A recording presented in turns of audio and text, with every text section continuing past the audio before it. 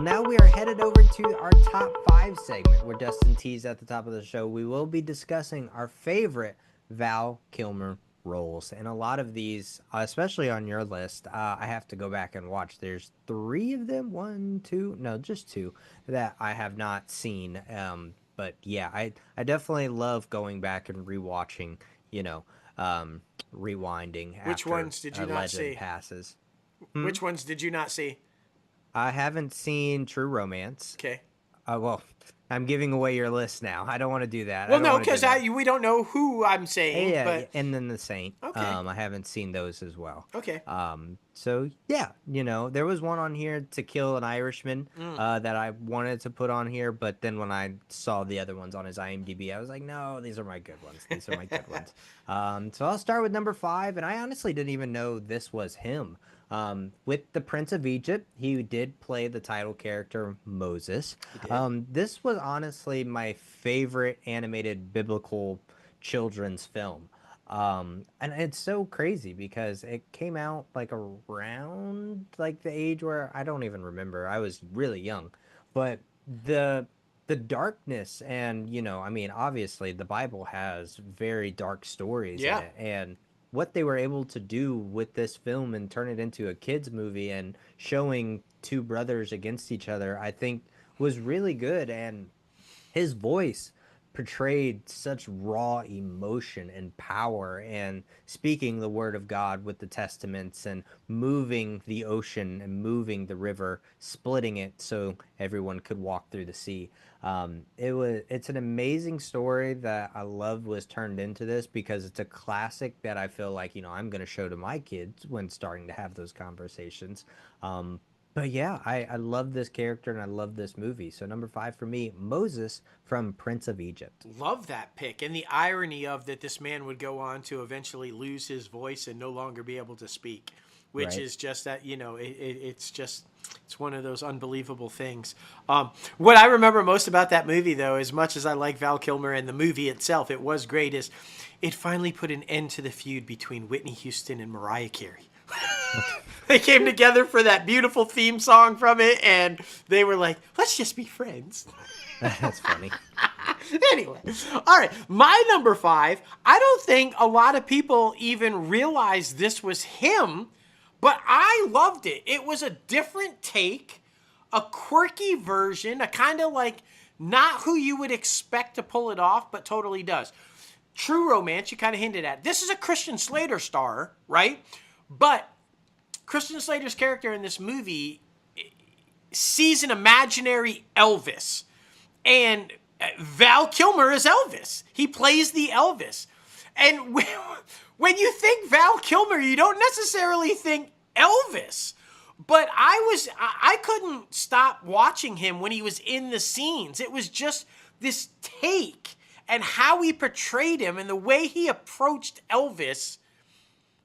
I was like, okay. And Christian Slater at that time, pretty big. And he was like, you're wanting to watch Christian, but you couldn't stop focusing on Val's Elvis. It was very, very strange. True Romance, by the way, really good film. If you're into Christian Slater and you're into, I highly recommend it. But yeah, check it out. It's an Elvis like you've never seen before. I can promise you that. It's got a little bit of quirkiness, but then totally Elvis and then totally not Elvis. Val Kilmer, Elvis. True Romance, my number 5. That's awesome. That's awesome. Number 4 for me is kind of like a cameo type thing. He was in one episode and it was pretty freaking funny. Yes. He was the Sherpa in Entourage, where he was basically like this crazy drug dealer who like Turtle gets everybody involved with. And we love this show, of course, and to have all of these epic cameos in the show makes it even more special. But especially for him, my next 2 being comedic roles, I think that's something that he didn't get enough credit for. He is very good at comedy as well. Yeah. So to be able to do this type of role, and where it was just so out of the box, so out of character from what people know him as, I think was very freaking special. So number 4 for me, the Sherpa in Entourage. Go find that one. Without doubt. Like just one of the greatest shows ever. And yeah, Ever. and that was outstanding guest appearance. Like one and done, but it was worth every minute of watching it. It was brilliant. My number 4, you can't have it not on the list. You have to have it on the list because there's no way that it can't be. My number 4 is Iceman in Top Gun Maverick. The bad boy that everybody wants to hate, but kind of likes. You kind of like the cocky guy that's in the face of Tom Cruise, right? You like I was kind of, I'm not even gonna lie, because you know my opinions on Tom, even though I love all his movies, but I was kind of rooting for Iceman. I'm like, kick his ass. Don't touch Goose, but kick his ass. Like, And then I love, though, that, spoiler alert, if you're one of the rare people that never saw Maverick, how it developed and that friendship that came at the end of Top Gun and into where we see it in Maverick. Beautiful. Beautiful storytelling. Beautiful ending to the character of Iceman. And what a send-off for Val Kilmer. If I'm not mistaken, I think it was his last cinematic role that we see him. Just a beautiful send-off and a beautiful character. Well written, first time around, well written coming back, and I had to put it on the list. My number 4, Iceman from Top Gun. So good, man. So good.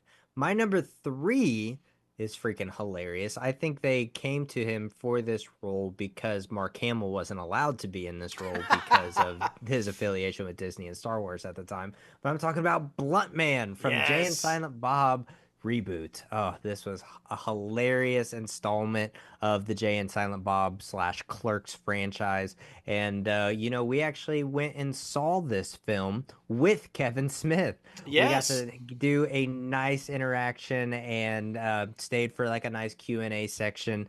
But I mean, events like this and films like this that start off so indie and then work their way into the mainstream is honestly what we aspire to be. So it's always very inspirational, even when the movies are goofy as shit.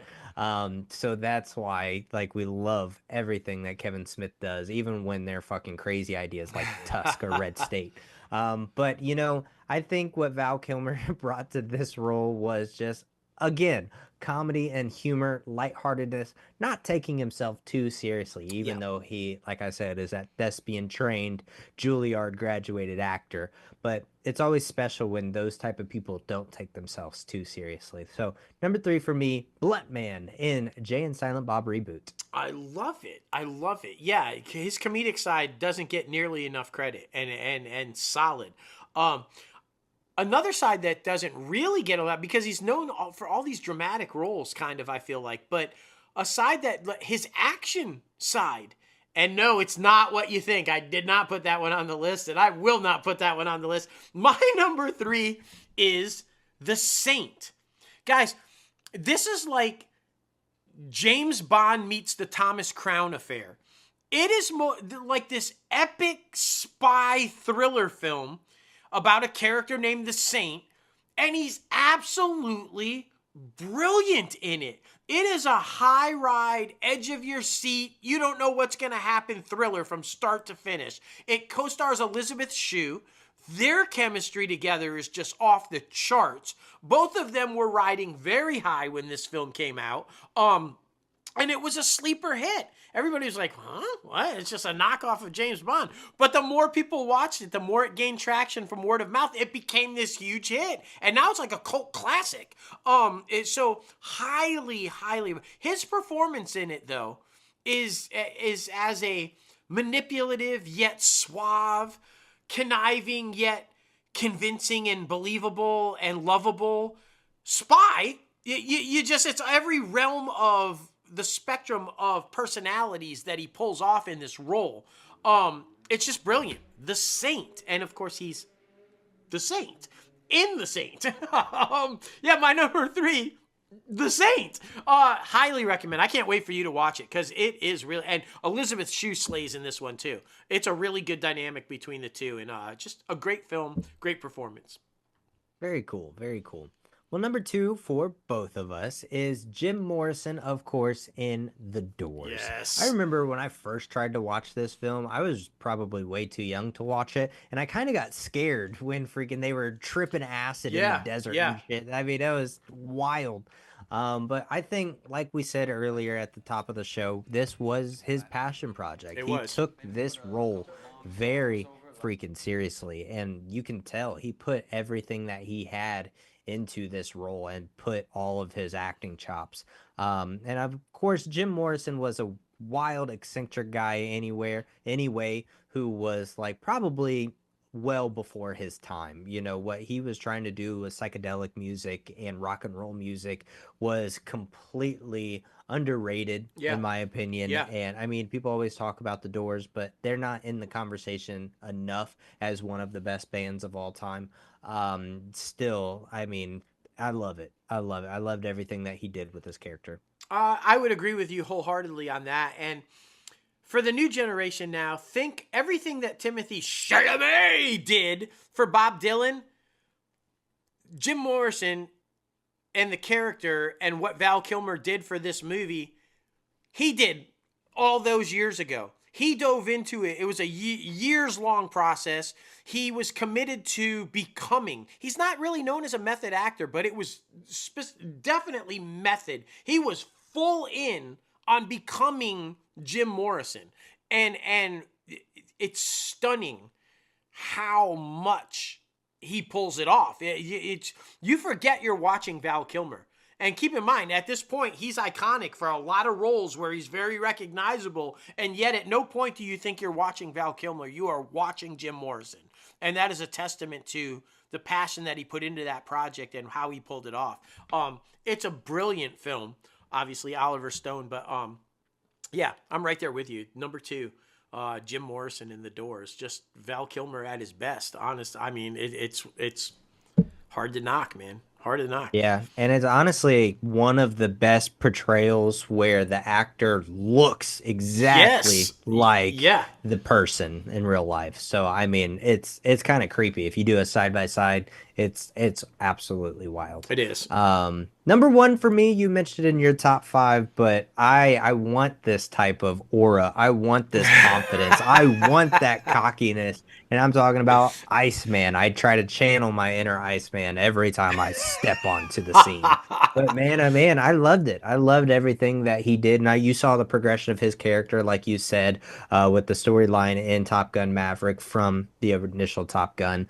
And I think, he was the number one end all be all. And then you had the young buck, the underrated guy who came and, you can be my wingman any day. But yeah, it was such a great film and what he did to both or what he did to that character in, the first one and the second one. I'm not even realizing that my coffee mug is the Top Top Gun Gun Maverick Maverick. coffee mug right here. Nice. But yeah, I loved his character and probably my favorite character in the first Top Gun. But then, of course, Rooster in Top Gun For Maverick. sure. But yeah, number one for me, Iceman from Top Gun. Yeah, I like it because he inevitably showed, everybody thought he was just cocky, but he was Yeah, confident. And in the end, confident. he was right because Maverick He needed him was. in the end, right? He Yeah. was always like, you think, but watch, And even in Maverick, it showed that relationship stayed. In the end, Maverick needed him. And Yep. and that so yeah, it was just brilliant. My number one is another real life person that he portrayed, and in my opinion, the single greatest acting he's ever done, and just one of the greatest westerns ever made, hands down. Wyatt Earp and the Boys. I'm talking about Tombstone, where the brilliant performance of Val Kilmer as the tuberculosis-stricken Doc Holliday near the end of his life. Fuck, so good. The manner in which he dove in and played this near the end of his life sickly Doc Holliday, yet the Iceman quality. He's like, I'm sick, I'm about to die, I can barely walk 2 feet without breathing and hacking up a lung, but I can outdraw you and kill you without blinking an eye. And he never doubted it. He never doubted his ability to pull the gun. and that was Doc Holliday. And there was humor in it. You know, I remember the when Johnny is pulling out the gun and slinging it all over the place or whatever, and he does it with his cup, you know, and he's mocking him. So it's that typical Val Kilmer. It's a very serious role. It's a very serious scene. There's a dark tone, but he's got that humor that Kilmer always seems to be able to infuse into these dark situations, which I think he does really well in so many roles. But yeah, and then like I said, one of the most iconic lines in pop culture history. Everybody quotes it. The day that he died, I did myself, and it was everywhere. I'm your Huckleberry. You know, I everywhere I looked, there it was. It's hard. Yeah, my number one, Doc Holliday in Tombstone, in my opinion, the greatest, and it's right there. Jim Morrison is right there, but in my opinion, this is his greatest acting performance, and a character I will never forget. Every time that movie is on, I stop and watch it. I can't help it. It's like I'm flipping to, oh shit, Tombstone. Yeah, I mean, it's like right there. So good, man. So good. Well, we want to know, what was your favorite Val Kilmer role? Please be sure to comment in the YouTube comment section or add us on X, Threads, Twitter, all the good places. Yes. Please, please, please